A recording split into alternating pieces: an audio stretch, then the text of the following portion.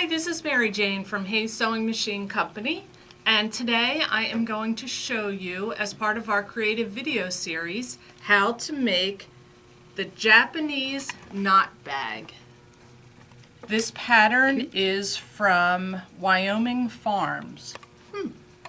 The first thing that you need to do when you receive this pattern, you'll notice inside that the template for the pattern is on a website.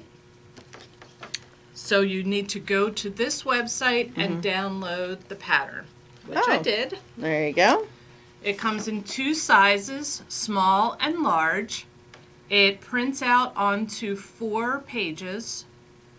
This one might be 1 page, but this one's definitely 2. I printed it out on a cardstock, kind of a heavier paper, so that I could use the template again and again and again.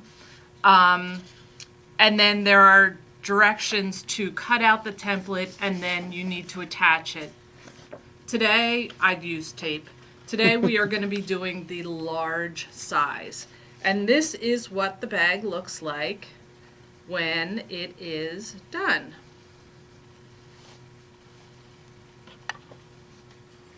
So it's a little knot bag. I've seen a lot of people using them to carry their knitting, their handwork. That's pretty. I thought this one might be nice because it's a little dressier to take out. Like if I'm going out for dinner, you can throw your phone, my lip stuff, my Kleenex, my normal sundries as I'm traveling around. So you have a lining. I guess it's reversible. Yep. Oh, just figuring that out. So yes, it's reversible. So I have this cool lining fabric, and then here's the outer fabric. I wanted to stick with the crafty idea of using it for knitting, so I am using this fabric. Oh, that's Isn't that sweet. so cute? Yeah, balls of yarn. So we do have this in the store right now, and then my lining is also going to be a knitting theme. Yeah, I have a ball of yarn that does that, yeah. They want you to cut the pattern out on the fold. The yardage is a ½ yard to make the large bag and fat quarters to make the small bag. So I am simply going to fold this in half. I'm going to put my template that says cut on the fold on the fold. And I like to use these tracing pens. They have a little rotary blade on the top, and they make a really nice line for you to follow and cut. There are no other markings on this pattern, so all you need to do is cut,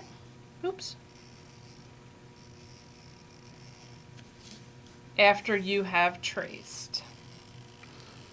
And you do that for the inside and the out? And the outside, yes. So it's a little faint, you may not be able to see it on the camera, but I've traced around the template and now I'm going to cut out. So I have cut this out. I am going to have 4 pieces. I'm going to have 2 pieces for the lining,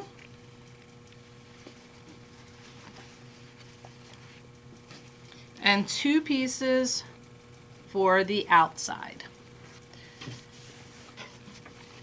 You will take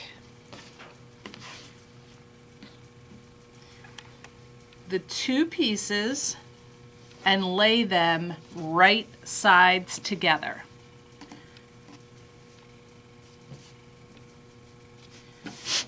You will take the pattern, line it up to one side. You will see there's a perforated or a dotted, dashed, whatever line. You fold it back. Take your marking well, that makes pen sense. Sure. and put another line here. You are making a short handle and a long handle. And you're going to do that on both sides. Once everything is cut out, I've shortened the handle on the, to me, my left side. I am going to put a seam down the longer handle. The seam allowance on this project is 1/4 of an inch. So I'm just going to do a regular straight stitch.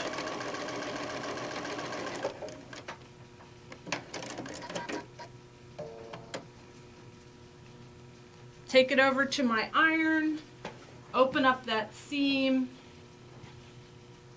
So press it flat like you were doing Quilting. It kind of doesn't matter. They want you to nestle the seam when you actually get to sewing it. But I just like to press where I have sewn.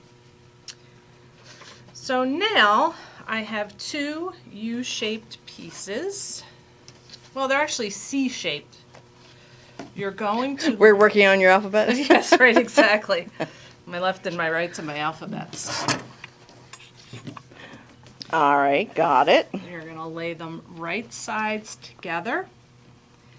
And now you need to get your pins. They have a very good picture in the instructions of where you need to sew. So you are going to be pinning and sewing this inter C all the way to the end to end. Mm-hmm. This you are going to be doing from the curve in the pattern to the curve in the pattern over here. So one straight curvy line.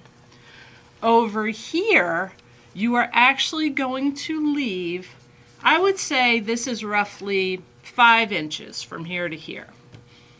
I suggest that you sew about 2.5 inches in there, and on this side, do the same.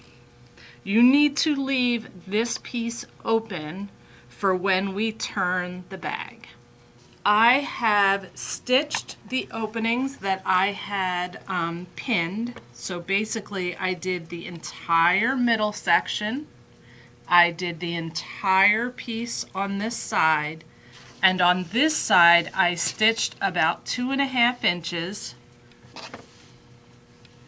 And I'm leaving these pieces open. Now you need to turn it inside out. There is no real graceful way to do this. So you need to bring it through the long handle, and I am just going to use my fingers to pull it through. It actually comes through fairly easy. Just takes a minute. I'm sure you can use a fast turn. I have used a safety pin, but right now I'm going to use my fingers and pull it through. This is a fairly wide strap. Yeah, it's not like we're trying to do this with a spaghetti strap. No. No. And once you get the feet on it, it'll pop through. Once I get it all the way through, I am going to press it. Oops, there we go. And one more yank and it should be through.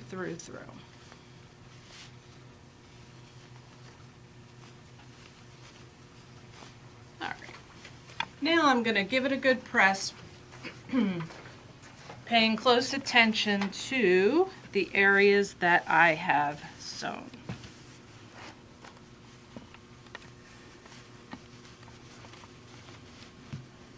Don't forget to pull the short ends through too.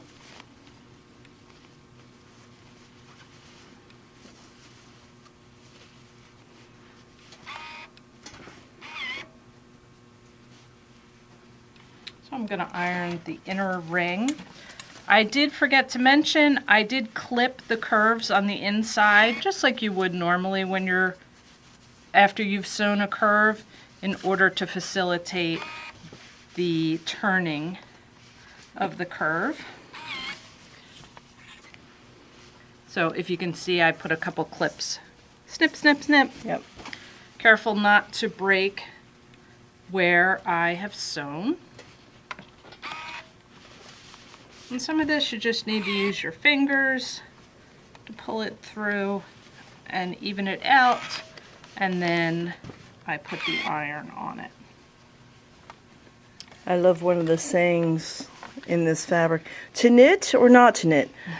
That is not even a question. I was going to say, that's not a question. And now we're filming this in October, so we're definitely getting into the chillier weather.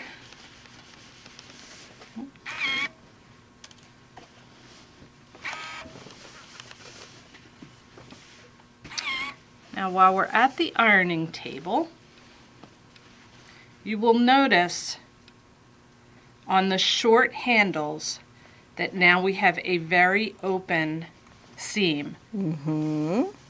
We are going to, without twisting, connect those two seams. So I'm going to take my iron. It's not going to press flat all the way. You are going to have to coddle it, cajole it. Talk nice. Make it happen. But I did use my iron, pressed it open a little bit, so we can come back over here.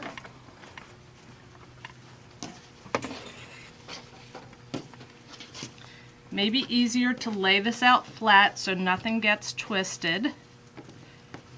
Open it up. The way I remembered to do this was the fabrics should match up right sides together. So if your yarn is with your black, that's not going to work. You want like fabrics together. I am going to put a couple pins in here. I kind of nestle the seam a little bit. And one more pin.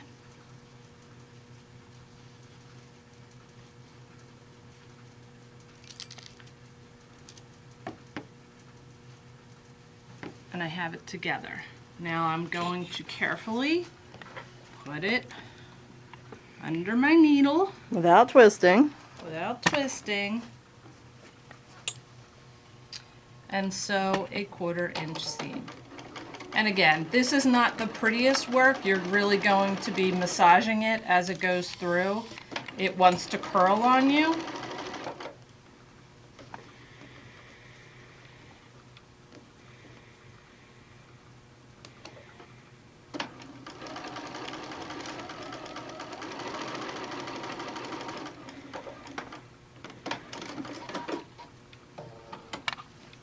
So I have sewn that seam together. And then, ta-da!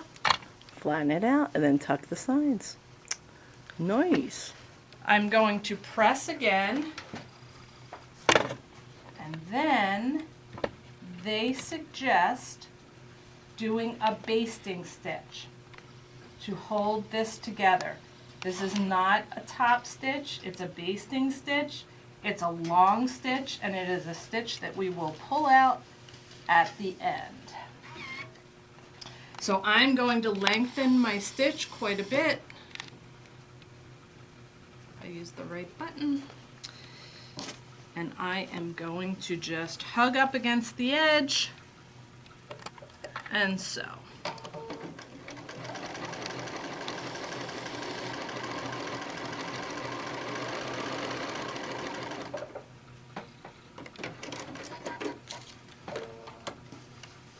So you can see I just put a nice long kind of ziggy-zaggy basting stitch there.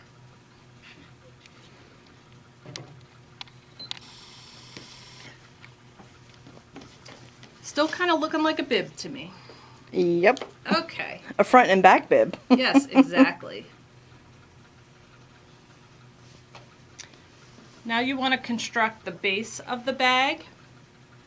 So you need to pin and sew from this starting point, which is the base of the handle, basically, all the way around. And then you're going to come around and do it on this side. And make sure you don't catch your handles. Two things. Make sure you don't catch your handles, and make sure you leave about a 3-inch opening on the lining piece of the bag so that you can flip it inside out. So you're going to be sewing from here, boop, and then from here, boop. Careful not to catch your handle. And on this side, which is the outer piece of the bag, you're going to sew completely around. I have sewn all around the perimeter of the bag, leaving this piece open so that I can pull it through. Wow, and that's a lot faster than the other. Yes. I did not catch my handles when I was sewing, which is a plus. And now I have an opening at the bottom of the bag. I'm going to press that, and because it's the lining, I am just going to run that under my sewing machine to close it up.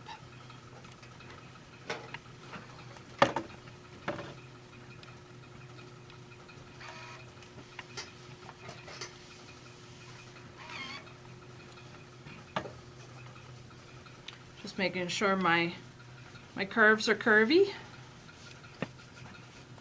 There we go. Do a little stitch here. Not too worried about it because it is in my lining.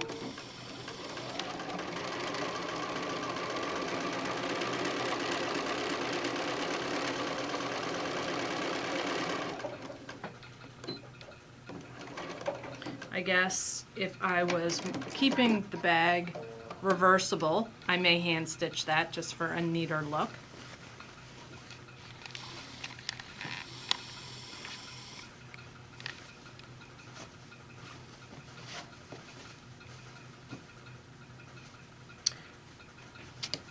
And then to finish it up, the directions suggest that you do a top stitch around all 3 openings of the bag. So the handle, the center, and this other little piece. That will not only finish off the bag, but you can then take that basting stitch out that we had put in originally. It will close that opening. So after you've top stitched around the openings, you will have this cute little bag. You can give it a nice press. You fold the longer handle through the smaller handle, and away you go. There you go. I know, very cute.